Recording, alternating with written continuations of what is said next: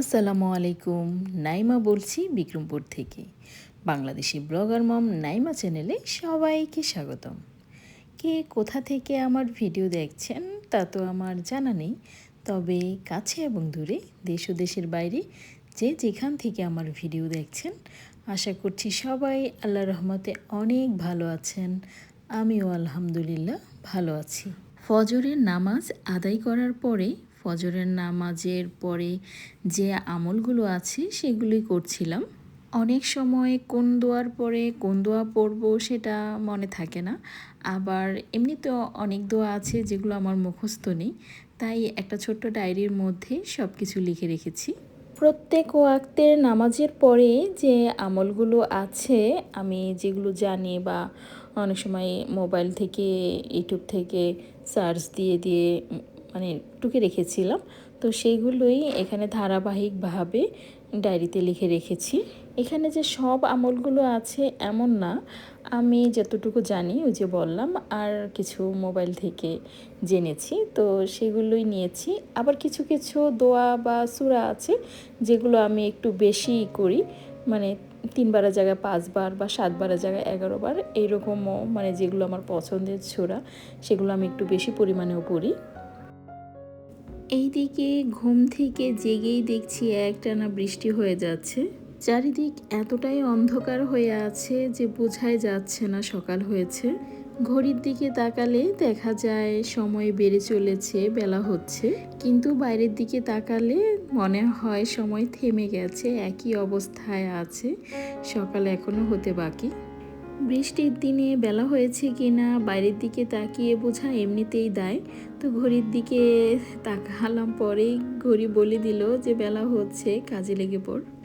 গতকাল গিয়েছিলাম বাবার বাড়ি বেড়াতে, আর কোন ড্রেস পরবো সেটা মানে ভেবেচিন্তে না পেয়ে বেশ কয়েকটা ড্রেসই নামিয়ে নিয়েছিলাম, আর সেগুলোই এলোমেলো হয়ে পড়ে আছে। কোথাও বেড়াতে গেলে হয় আরেক জ্বালা, সারা সকাল ভোরে ঘরের কাজ করে ঘরটাকে গুছিয়ে নিয়েছি, আর রেডি হওয়ার সময় আবার ঘর পুরাটাই এলোমেলো হয়েছে। 1 ঘন্টার জন্য বেড়াতে যাই, আর 1 দিনের জন্য, 1 সপ্তাহের জন্য, অথবা 1 মাসের জন্য ঘরদোর এলোমেলো হবেই বেড়াতে যাওয়ার আগ মুহূর্তে। আবার দেখা যাবে যতই গুছিয়ে গাছিয়ে বের হই না কেন, ফিরে এসে মনে হবে 1 বছরের কাজ জমে আছে, এগুলো করতে করতে জানি শেষ হয়ে যাবে। আমার কাছে মনে হয় ঘরটাকে গুছাতে গুছাতে একদম যখন পরিপাটিও হয়ে যায়, তখনও মাথায় নানান চিন্তা ভাবনা আসে যে না, এই জিনিসটা এখানে না রেখে যদি ওইখানে রাখতাম তাহলে মনে আরও বেশি ভালো লাগতো, এখানে না রেখে ওইখানে ওইভাবে রাখলে মনে হয় আরও বেশি ভালো লাগতো। এইভাবে নানান কনফিউশন চলে আসে, আর কাজের শেষ হয় না, ওই কাজটাকে আবার রিপিট বাই রিপিট করতেই হয়। তাই বলা চলে গৃহিণীদের একটা অন্যতম কাজ হচ্ছে ঘরটাকে গুছিয়ে রাখা। ঘরটাকে মোটামুটি গুছিয়ে নিয়ে তারপর যে কোনো কাজে যাওয়া যেতে পারে, রান্নাবান্না বা অন্য যে কোনো কাজে। তো দেখা যাবে কি মনে একটা শান্তি ফিল আসবে যে না, আমার কাজ মোটামুটি শেষ, এখন আমি যা খুশি তাই করতে পারি। আর আমি ওই যে বললাম গতকাল বাবার বাড়িতে বেড়াতে গিয়েছিলাম, অনেক কিছু এলোমেলো হয়েছিল, তো সেগুলো এখন গুছিয়ে নিলাম। আমার ব্যাগসগুলো আমি বেশিরভাগ সময়ই টিস্যু ব্যাগে মুড়িয়ে রাখি, যেগুলো একটু ভালো টাইপের ব্যাগ, পার্টি ব্যাগ, ওগুলো আমি টিস্যু ব্যাগে সুন্দর করে মুড়িয়ে রাখি যেন পাথর বা অন্য কিছু নষ্ট না হয়। তো আপাতত আমি এখন ওইভাবে রাখলাম আর কি, সময়ের একটু স্বল্পতার কারণে, কারণ রান্না বান্না আর অনেক কিছুই বাকি আছে, যেহেতু আমার হাজব্যান্ড বাসায় আছে, আর উনি আগামীকালকে চলে যাবে চিকিৎসার উদ্দেশ্যে দেশের বাইরে, তো আমার অনেক কাজ বাকি আছে। এছাড়া যেহেতু উনি বেশ কয়েকদিন কাছে থাকবেন না আমাদের, তো একটু বেশি পরিমাণে বাজার করে দিয়ে যাবেন, সেগুলো আমাকে সংরক্ষণ করতে হবে। তো সব মিলে আজকে অনেক অনেক ব্যস্ততম একটা দিন কাটবে। আর এই যে আমার ছেলেকে তার নানু গতকাল চিকেন ফ্রাই দিয়ে দিয়েছিল, তো সেটা গরম করেই আজ খেয়ে নিচ্ছে।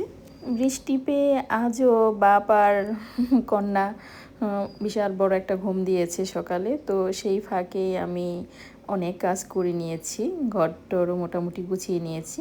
তো ঘুম থেকে উঠে মেয়ে ফ্রেশ হয়ে একটু খেলাধুলা করেছে, তারপরে সেগুলো আমি এখন গুছিয়ে নিলাম।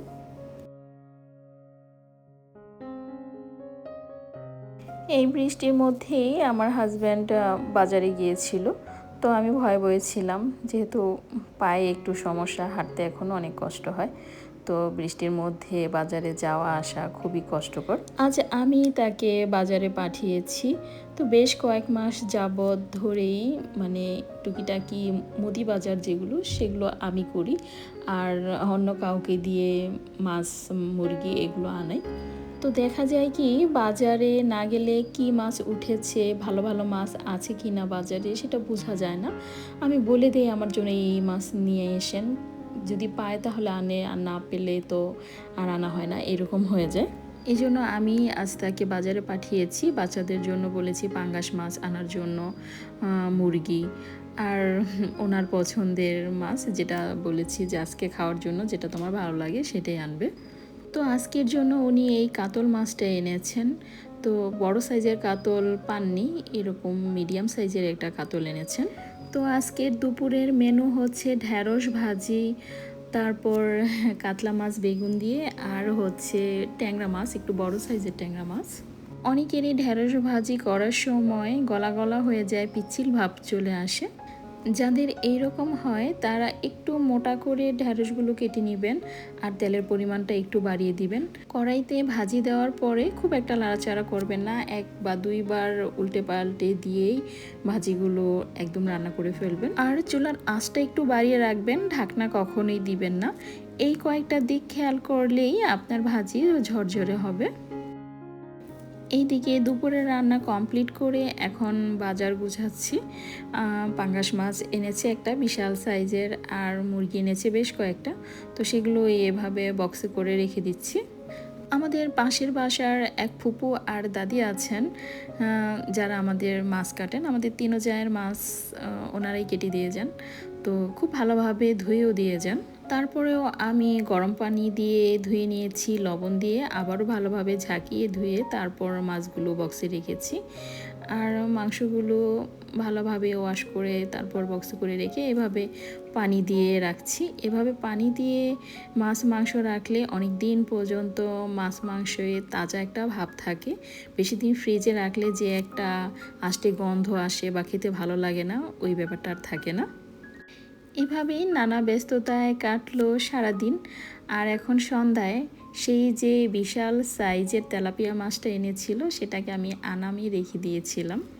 লবণ, মরিচের গুঁড়া, হলুদের গুঁড়া, ধনের গুঁড়া, এই 3টা একসাথে মিশিয়ে বেশ কয়েক ঘন্টা কিন্তু এটা আমি নর্মাল ফ্রিজে ঢাকনা দিয়ে রেখে দিয়েছিলাম। আর এখন একটু সয়া সস, টেস্টিং সল্ট আর সরিষার তেল দিয়ে ভালোভাবে মাখিয়ে নিচ্ছি। ও এর আগে আমি ভাজা জিরার গুঁড়াও অ্যাড করেছিলাম, বলতে ভুলে গিয়েছি। এবার বড় সাইজের একটা ফ্রাই প্যান নিয়ে নিয়েছি, যেহেতু মাছটা একটু বড় সাইজের, আর তেল দিয়ে দিয়েছি। তো তেল একদম ডুবুর তেলেও ভাজবো না, আবার শ্যালো ফ্রাইও না, মিডিয়াম তেল দিয়েছি। তেলাপিয়া মাছ বেশিরভাগ সময় আমাদের এভাবেই খাওয়া হয়। অনেক সময় বাজার থেকে বড় বড় সাইজের তেলাপিয়া আনেন, অথবা আমাদের পুকুর থেকেও ধরা হয়, তো ওগুলার পিস করা হয় না, এভাবে সম্পূর্ণ মাছটাকে ভাজা হয়। আর মাথাটা তো ভাজলে খাওয়া হয় না, তাই মাথাটাকে কেটে আমি আলাদা করে রেখে দিয়েছি। তো মাছ ভাজা শেষ, এখন খাওয়ার পালা। ভিডিওটা ভালো লাগলে একটা লাইক দিতে ভুলবেন না। এ ধরনের আরও নতুন নতুন ভিডিও পেতে আমার চ্যানেলটাকে সাবস্ক্রাইবও করে রাখতে পারেন। আজ এ পর্যন্তই, সবাই অনেক ভালো থাকবেন, আমার জন্য দোয়া করবেন। আল্লাহ হাফেজ, আসসালামু আলাইকুম।